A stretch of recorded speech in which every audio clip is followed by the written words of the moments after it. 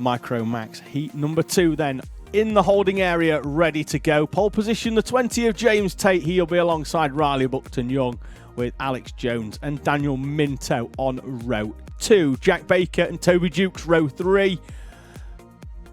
And then we're going to have JJ Lowe and Harry Neeson on row 4. Aston Brown and Tyler O'Neill row 5, completing the top 10 with Logan Lauder and Carl McLean on row 6. Caden Simpson and Jake Grufferty are going to be on row 7 with Jack Hutchinson and Ella Lucia on row number 8. Completing our 16 runners in the class. There's Max Shields, actually, who I've just been speaking to, with Max on the back of his race. He's heading into the cafe.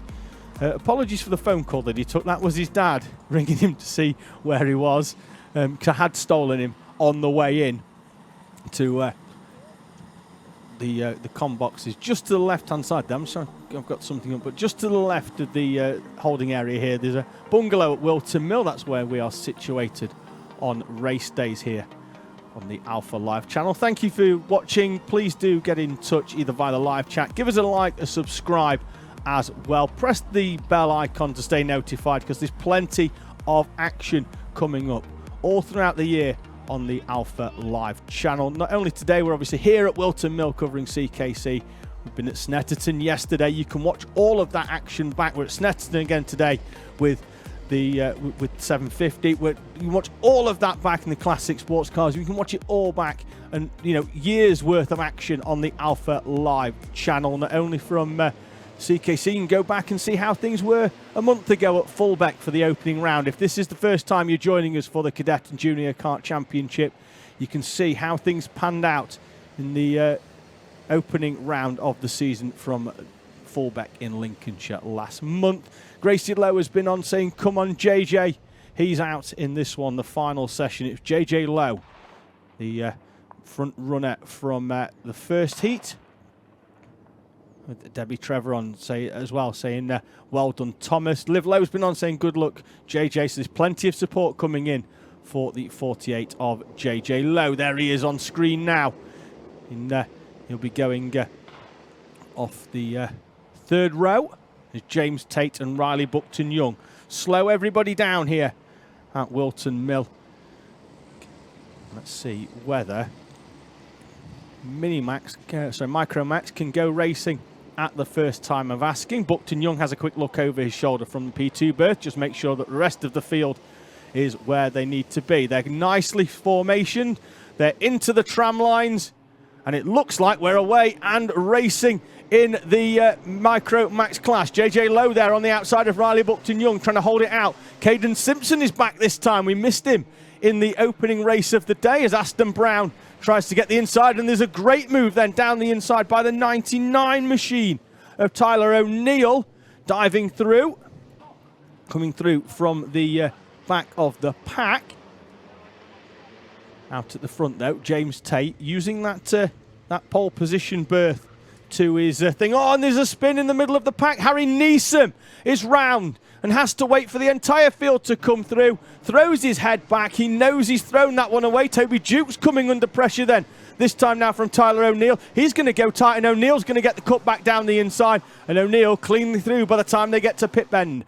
Over the line they come then for the first time, and it's already a battle through. James Tate held it on the line, but then by the time they got to Oblivion, Daniel Minto was through and into the lead. So Minto leads from James Tate in the background.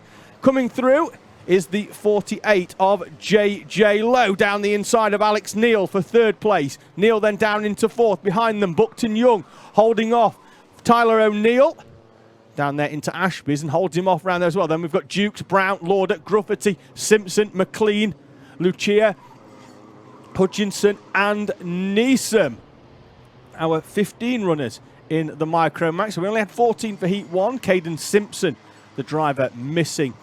Certainly on timing, not sure on results in the end. We've got a driver who looks like very wide there onto the grass. James Tate trimming the daisies and almost skimming the wall as well. Shakes his head. He knows that he's probably overdriving that machine. He's driving himself down. Wide again round the corner and onto the grass for James Tate. Sprays the circuit with grass and soil as Riley Buckton-Young comes through then. He's going to move up into P5. Aston Brown in 7th on the back of James Tate. And I'm not sure, let's see now whether Tate can get hold of this machine or whether it's actually a handling issue. Is one of those tyres deflating, and that's what's causing him some issues? We'll see, because the handling of the machine is all over the shop at the minute. Not sure whether he's overdriving the kart or whether the kart is really overdriving him. That rear right does look a little lower than everything else. Let's see, but he's still taking the fight to Aston Brown, side by side into the boot. Brown's on the inside though. James Tate hung out to dry round the outside, but is wrestling that number 20 kart all the way around this Whilton Mill circuit, down into 7th place, unfortunately, in front of Dukes, Lauder, Gruffity, and then McLean in 11th place. Almost at half race distance already. There we see Aston Brown going slightly defensive as Logan Lauder goes to the inside of Toby Dukes down into Christmas corner. Dukes is going to go wide. Looks like Jake Gruffity in the 17 could drive all the way around the outside, which puts him on the inside then for Inkermans. Down the hill they go towards Ashby's. So it's Minto, Lowe and O'Neill, the top three. Jones, Buckton Young, Aston Brown. Then we've got Tate, Dukes, Lauder, Gruffity, the top 10. Gruffity there, the 17 that we saw on screen, as Riley Buckton Young in 5th place comes under pressure from Aston Brown. Brown closing up round the boot complex, although Buckton Young had moved a few kart lengths away, carrying a little more speed through the left-hander, and he will go slightly more defensive then into oblivion. Round Crook and Aston Brown, the race winner from Fullbeck, gets alongside, but he's on the outside and he's going to get squeezed onto the grass. Aston Brown, there was no contact between the two of them.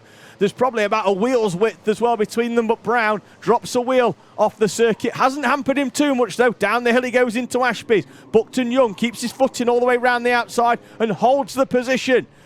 An intense battle between the two, and what this is actually doing now is allowing James Tate into the back as Riley Buckton Young runs wide, opens the door, and Aston Brown finally 4 corners in from making the move, moves through. Tate comes back down the inside of Riley Buckton Young, and Buckton Young loses 2 places in 2 corners. So James Tate once again goes really, really wide round the boot corner. And that second right-hander, the one where you're really aiming, there's a strip of concrete down a tarmac, sorry, down the middle that's about a foot wide.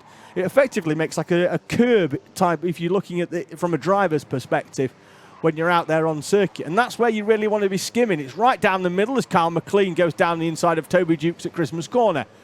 So in that boot section, there's a bit of tarmac down the middle. If you can put your cart on that, that puts you pretty much right in the middle of that middle right-hander, and that's the perfect line just for lining your cart up. It's perfect where you can get the right amount of speed but not open the door to allow anybody else to come through. Looked like Jake Gruffity was trying to make his way through on Logan Lauder in the early part of that lap, as your leaders now making their way through with 2 minutes remaining. Daniel Minto disappeared down the road in the 28 machine, leaving these two behind him, Tyler O'Neill and JJ Lowe, to battle it out for second place. As there is some changes further down the pack, with from 8th down, everybody sort of making up 1 place and dropping 1 between the two of them. So as they make their way through, it's going to leave Alex Jones there. He is in a fairly lonely 4th, unless Aston Brown and James Tate can push on. They have moved away slightly from Riley Buckton Young in 7th, Gruffity in 8th. As we see Logan Lauder battling with Kyle McLean, Toby Duke sticking with them as well. In 11th, Caden Simpson not too far back either. Very little between the two of them. And then Harry Neeson, who had that off at the start of the race, has moved back up into 13th place with Ella Lucia and Jack Hutchinson 14th and 15th. And the door has been left open for Kyle McLean, and through he comes on Logan Lauder. And that's what we're talking about parking that cart in the middle. If you go to one, James Tate is off.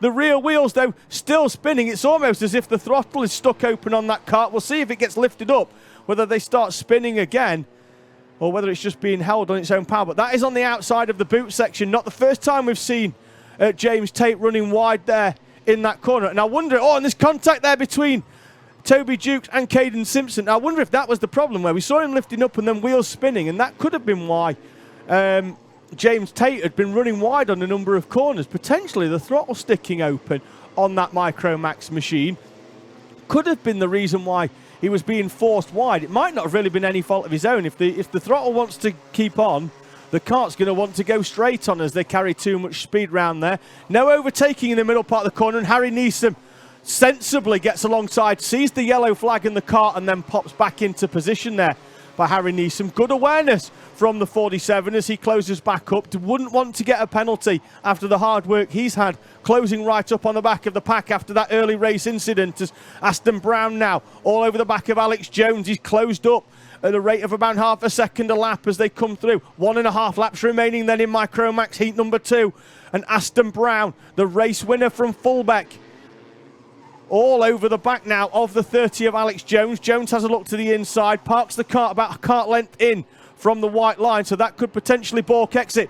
Aston Brown down the inside. He sees the yellow flag as well at post 9 and pops back in. Looks like he was going to go down the inside, but good awareness once again from the 57 of Aston Brown. Not the first driver to see that yellow flag and pop back in. But if that's still out at the end of the race, that's going to mean that the last lap overtaking opportunities into that boot section, they're going to have to get it done in the first into the left-hander, because by the time they come to the right, yellow flags are going to be out and there's going to be no further overtaking opportunities for our drivers.